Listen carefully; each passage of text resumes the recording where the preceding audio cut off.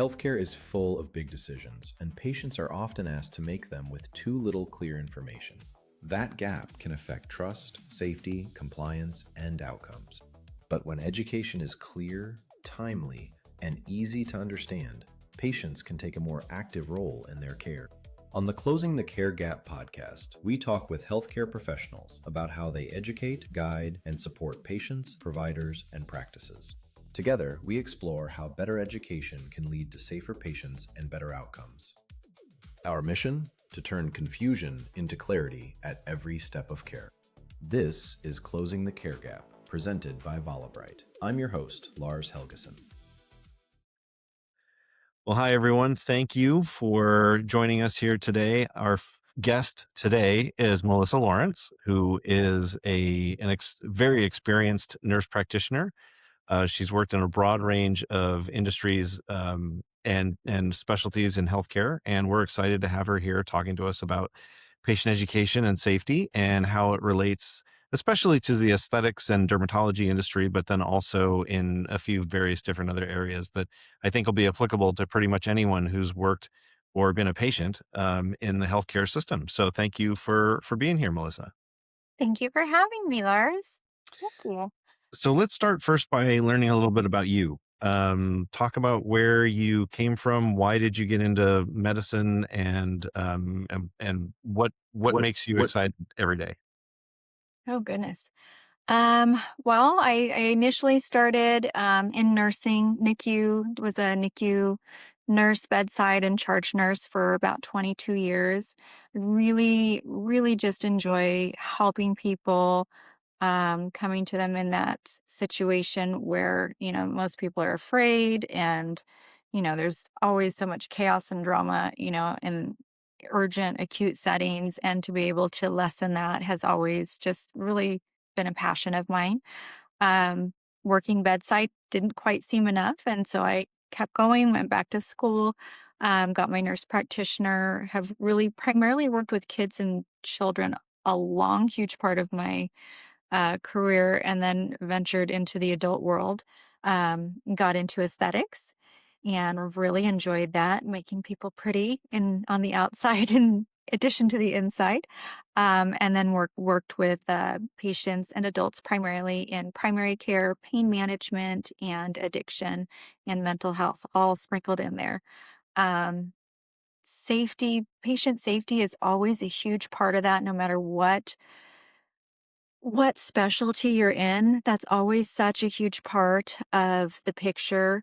Remembering, that patients, you're not catching them on their best day, even if it's just a basic, appointment, it's not their best day. There's so many people that have so much fear and, anxiety when it comes to healthcare, good or bad. It's really challenging. So I love that I'm able to bridge that with patients. So let's talk about that with the anxiety that is pretty common when you go in for a procedure, even if it's minor. What effect do you see that it has in the healthcare environment? So if someone is coming to see you and they're really anxious, what effect does that have on both your interaction with them and how they're absorbing information from you? Well, it's like multifold, right? You're there for a snippet in time. So whether it's just a primary care appointment and you're just reviewing some basic things, basic labs, medications, things like that, getting through to that patient and be able to get to that medium where you're able to get the information you need and also relay that information that they need. That's so important. It can be a big challenge to get through that anxiety. And sometimes you think you've done it, but you have to remember that, sometimes their anxiety, like all they hear is like white noise when you're talking, because they may be hearing it. They even may be able to regurgitate it to you. But then when they get home, their husband, their wife, their partner, whoever can be like, so what'd they say? And they'd be like, I don't know, because that anxiety is so high that they may not retain that information. So it's really important and challenging to make sure that patients are following through but having some sort of medium to be able to help them follow through with that by having some sort of follow up, whether that be printed material that we're sending home with them, electronic material through the portal, but some sort of follow up so that they're retaining that information, that we know that they're retaining that information more than just that regurgitation at the appointment itself. It's really interesting that you can talk to someone and they can seem like they're aware and they'll give you the confirmation that, yes, I do understand, but the reality is they don't really. Is there any way that you can at the time of the appointment get a good sense of, are they actually learning what you want them to learn, or is it everyone is so different and there's no real way to know if they actually did absorb that information? I think it depends on it depends on the content. It depends on what you're trying to teach them. For example, if I have a patient that we're doing a weight loss management consultation at the med spa, you know, a lot of that is gathering information, talking about their medical history, learning about the patient. Then we move on to the education part of it, where we're talking about, how they're changing their diet, the way they need to eat, the timeframes in which they need to eat so that they're not having bad side effects from it. And then it's even going into how they're going to be dosing the medication, how they're physically doing those injections and demonstrating on myself or a dummy, and then doing it with them and making them go through all those motions and being able to show me that they can do that. They can do it in that moment. Most of the time with the injections, that's not something they're going to forget because there's a little bit of pain stimulus associated with. So that kind of definitely sets that memory in. But some of the other stuff, they're not retaining it. And it's okay for me because I follow up very closely with them. I'll send, text type information, follow up information. Here's some of the things that we discussed. Here are some of, some different tips. Um, got a wonderful aftercare system that we can send to them that sends them information on timely days and different periods so that it's reinforcing everything that I talked to them about at the appointment on specific timeframes where they need that information. So that is really a crucial part of that education piece because they know that they're going to get that. Plus, they have access to me to be able to reach back out and be like, I know you said something about this, but I can't remember. And so then I'll just reinforce that content with them. Do you notice any themes when you're talking to patients and trying to explain something to them that are commonly forgotten or misunderstood when you're going from, different types of appointments, even if from aesthetics to in your past other types of environments? Do you notice certain things that people tend to really have a hard time remembering or that tend to misremember a lot? Good things, they remember. The positive things, they remember. Scary things, they tend to block. They tend to block it. Anything that brings any sense of discomfort, it's gone. Even if they're looking me in the eye and they're telling me they understand, we're talking about follow up appointments, referrals, anything like that across the spectrum, all through all the different practices and specialties I've worked. If it's something scary to them, and it doesn't even have to be a rational scary thing, it Uh-huh. can be something specific to that patient. If it's something scary, they're not going to retain it. Whether it's a difficult diagnosis, whether it's maybe they have to start taking new medication, and for whatever reasons, people have a huge, huge adverse response to statins. So Uh-huh. you could have just a regular appointment with a patient and you're talking about their blood or their cholesterol and that we need to start thinking about that. That's a block for a lot of people.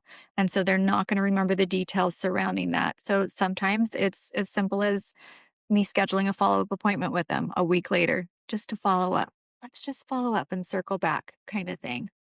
That is really interesting. It's like this aversion to admitting it's almost like, they say the 12-step programs, the first step is denial, right? You have to Yeah, get past that. it's huge. And so interesting that that happens across the board in all the different medical specialties that you've worked in. Yeah. Um, So, do you also find that the complexity of the information that you need to communicate, does that drive their ability to remember? Like, if you're trying to explain something complex, like, some of the conditions, some of the procedures are complicated, the things they have to watch out for may not necessarily be obvious. I mean, everyone kind of knows kind of what an infection feels like. It's big and angry and painful and red, right? But there are probably a lot of other signs that you need to explain. Does do you tend to see that the more complex things are not as memorable, or is it more driven by how uncomfortable it is? I feel like the more steps that are involved, they tend to forget. If I can explain the complications in a way that they can understand it, I feel like they're going to retain that more. If I can explain why, say, we do a CO2 laser, and maybe we don't do a mild one that time. Maybe we do a really aggressive one. So that's a lot of downtime. That's a lot of recovery time. That's a lot of potential for infection and risk that first week out after that you're not going to be looking so hot. You're going to have a really high risk for infection. There's a lot of different things and steps that we want you to do aftercare wise, comfort wise, things to look for. So explaining to them, if you don't do this, this is what can happen. These are all the after effects from it, and actually explain it in real life terms. I feel like that's received a little bit better and retained a little bit better because they can understand, like, it's not just me saying, "Hey, look out for infection." Okay, well, that's very generic. What does that Right. mean? We want to look for redness. We want to look for any different color exudate coming out. We want to check, make sure, you're not having temperature to the touch changes. Just speaking specifically to what they need to expect instead of being very broad and vague about it is really important for those patients. Okay. Yeah, that makes sense. In ways that they can see very simple terms, they'll absorb Yeah. it. Now, switching gears a little bit, in the modern era, especially with social media and internet, there's a lot of mistrust that goes around healthcare, just kind of in general. There's this feeling like, the establishment healthcare is motivated by maybe too much by pharmaceuticals, and there are other homeopathic solutions. Do I trust my provider? Do I trust the random social influencer that just popped up on my Instagram? Does this TikTok star have more insight than a doctor, right? And Yeah. so, how do you, as a provider, navigate that with your patients? Because no doubt some are going to show up and say, well, I saw online X, right? And it could be complete nonsense, or there might be a sliver of truth to it, or it might reinforce what you say, but you won't really know until you start engaging with the patient. How do you deal with this general sense of mistrust, and how do you earn the trust of patients? I I just break it down with them. I'm very open, I'm very honest, and direct with my patients.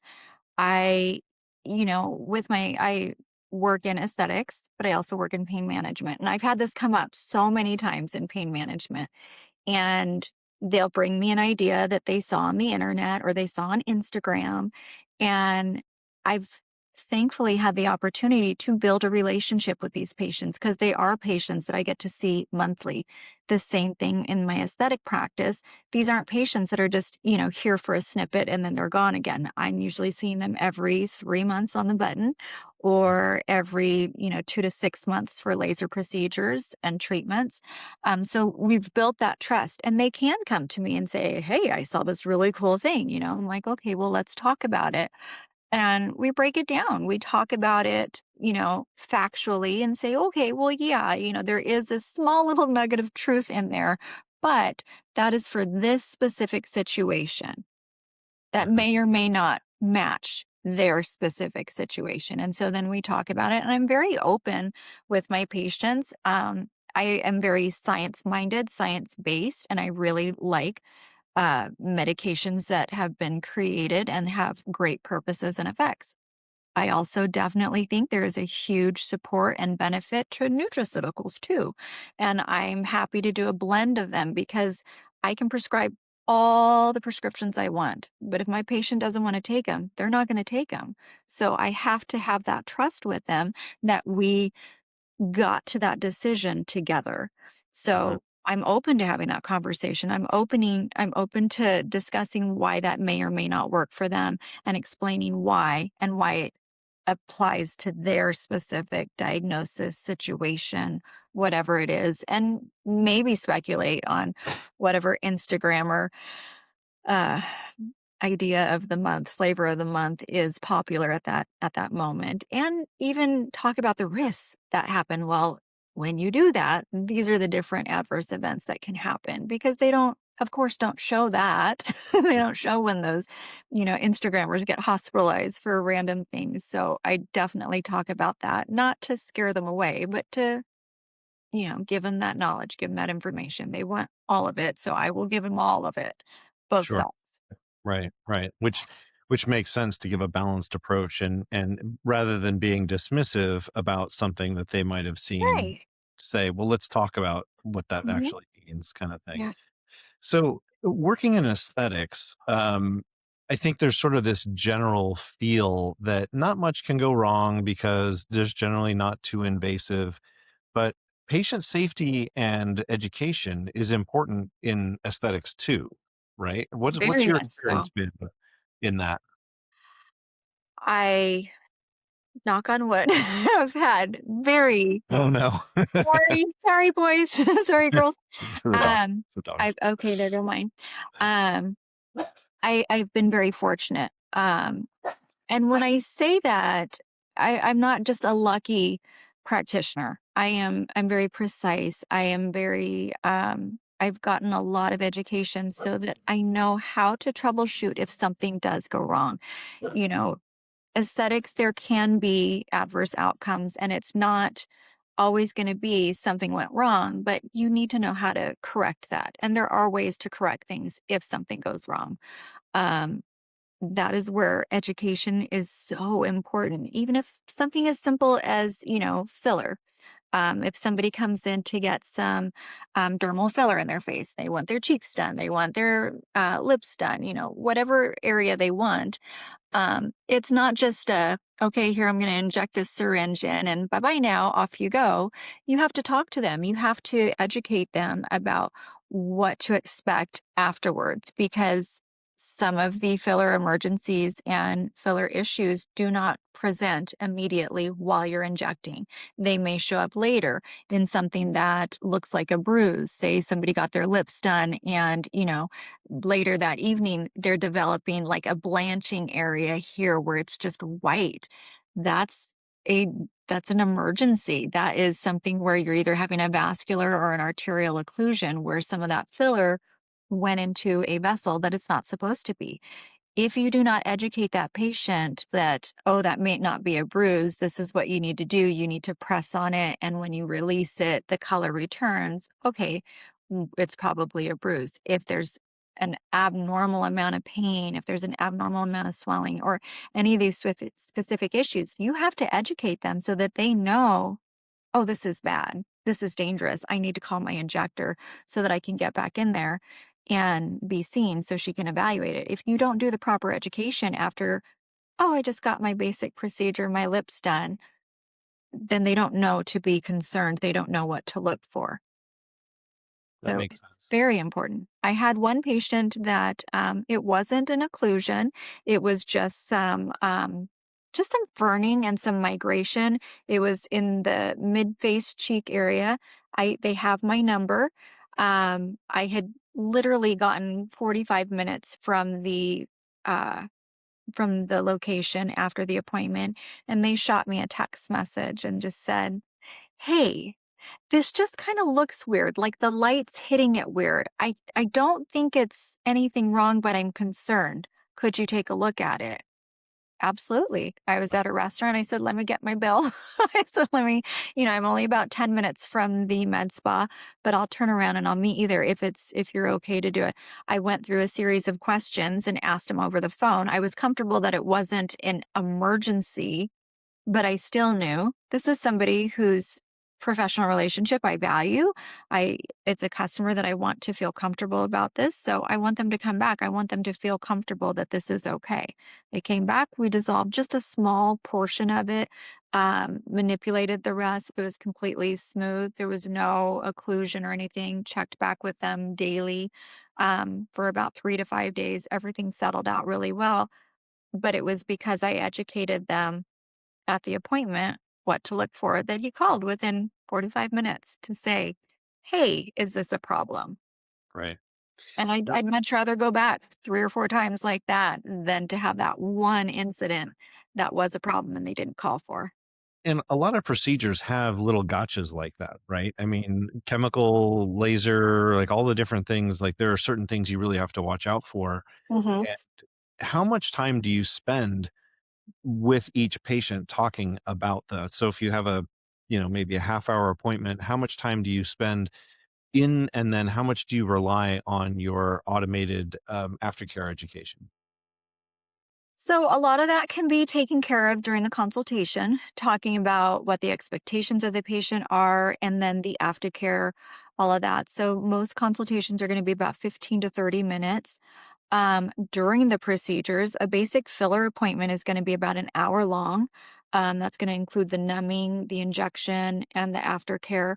But most of the time, I'm talking to them through the procedure. So these are the different things that you can expect. This is how it's going to feel later today. This is what you're going to look like. This is how bad the swelling's going to be, what the pain should be, what pain would be abnormal, different things like that. For the laser procedures, those can be anywhere from a half hour to an hour and a half. Most of those have also had a consultation process where they've gotten some written information and information texted to them as well. On top of all of that, you're talking to them during the whole laser procedure. You're talking to them about the aftercare. You're giving them aftercare products. You're going to use A at this, period. You're going to use B at this time frame, and you're going through the whole process with them. And then they're getting their aftercare instructions via text message also. This is day one. You should look like this. This is day two. And they're getting everything constantly reinforced in levels, basically, and layers so that they're getting saturated with information for their safety. Yeah, and I think that's an important thing. I mean, that's why we built Volabright. We're talking about patient safety here, Yeah. and the reason why we built the platform was for that. So, can you talk about how, and this is not a Volabright commercial, but talk about how how patient education and automating it that way has made things a little bit easier for you? It has simplified things tremendously because a lot of the things with the bigger procedures, with filler, even with Botox, it's not, or neurotoxin in general, not just specifically Botox, but any neurotoxin that you're using, any filler that you're using, and the different laser procedures. You have aftercare instructions, and some of them can be minimal, but some of them can be very layered, and there's a lot of steps that go with them. And so, like I said, you're like just basically word vomiting all of this information, on these patients. And, I could also be lasering their face and they're in intense amount of pain at the same time. So Uh-huh. they may not be retaining all of that. And then I, reinforce it again at the end. But the benefit of that is that it's reinforced, it's timely on the days that they're needing it, because there's always with our Volabright, after the laser procedure, maybe on day one, it's going to give you basic information and then it's going to give you those warnings too. If you're experiencing A, B, or C, you need to contact your, aesthetic provider. And so it's just reinforcing it in another level that's just keeping it relevant on that specific day for them. Um, Before I would have to text them and check in on them. I still check in on certain patients that maybe we went a little bit more aggressive on. And so I'm like how you feeling? Is it really hurting today? How does it look? Send me some gross pictures. I'm really curious. Like, show me. And some of them just do that anyways because they know I'm a weirdo and I like seeing all those pictures and the healing progression. But it's nice because it saves me time and I'm able to keep going about my day, seeing my patients without worrying, oh, I've got to call these 4 patients and make sure they're doing A, B, and C because I know Volibreit's going to do that for me and they're going to be sending those messages in a timely manner. I can still check in with them, but it's not imperative that I do because I know that that system is already taking my place and doing it Right. for me and Right. saving me time where I can be with more patients. Right, which is exactly why we built it. So I'm glad that it's having that effect on your practice. Yeah.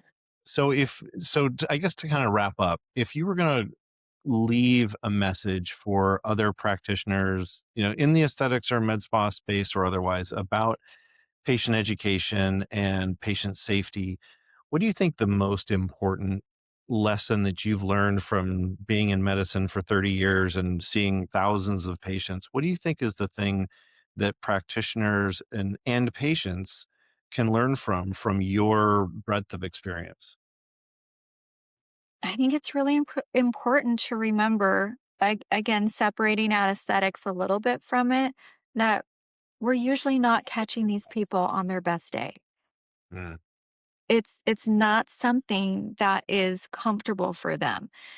Even if you have somebody that's super comfortable in the medical field and arena, we are not catching them on their best day. So there is a level of anxiety, even if the patient's not even aware of it, there is like a subtle level of anxiety that's going to affect how they are filtering that information in. And it's our responsibility at the end of the day, no matter what that barrier is, it's our responsibility to make sure that we're educating our patients that they're getting the treatment and the information that they need. And if there's a barrier there, we have to figure out a way to cross it. We have to figure out a way to bridge that gap to get to them so that they're getting the information they need. And even the providers, like I had medical procedures done last week and the appointment before, I heard all that information. I listened to the doctor. I thought I was paying attention. And I remember getting to the pre-op appointment and them telling me information, and I'm like, "That's not what we talked about. No, I didn't sign up for that. No, no, no, no, no, no, no." And I was anxious because I knew it was gonna be uncomfortable. I knew I was in pain and I'm a provider. I should know better. I should know this stuff. It changes when you're in that seat, and yeah. anxiety or the pain that you're in or whatever disease process or state that you're in, it changes that filter on how you're getting that information. And so I think it's really important to try to put yourself in that space and try to do everything that you can to make sure that they're getting that information and that they're not just getting it, that they're actually comprehending it. They're hearing you. It's so interesting to hear a provider speaking that way because I think there's almost like this mythos around if you work in healthcare, everything is comfortable. You know how to navigate the system, you know how to do everything, you know everything the doctor's going to tell you, like there's this Wow. confidence, I guess, that people think that if you're in healthcare, you must know all those things. So why would you be nervous about anything? But the way you describe it, It's healthcare even more providers are, frustrating. It's yeah, even more frustrating as a provider, I think, because I do think that there is that bias of other providers. Well, you're a nurse practitioner, you already know this. No, this may not be my lane. I'm staying in my lane. Talk to me like I'm just a normal person, please. And I don't think that always happens. I think there's a bias. And it's unfortunate because you shouldn't be treating your patients that way. You should be treating them as a patient, not a provider. Yeah, that is really interesting. And I think in some levels it provides a little bit of comfort if a patient feels anxiety and is a little unsure, if they know that providers themselves, if other doctors, I mean nurse practitioners like you have 30 years of experience in this field and you were nervous. Yeah. So that should, I think in a lot of ways it gives credence to the importance of education and the importance of providers to recognize that even other providers are going to have this anxiety about whatever it is they're going through.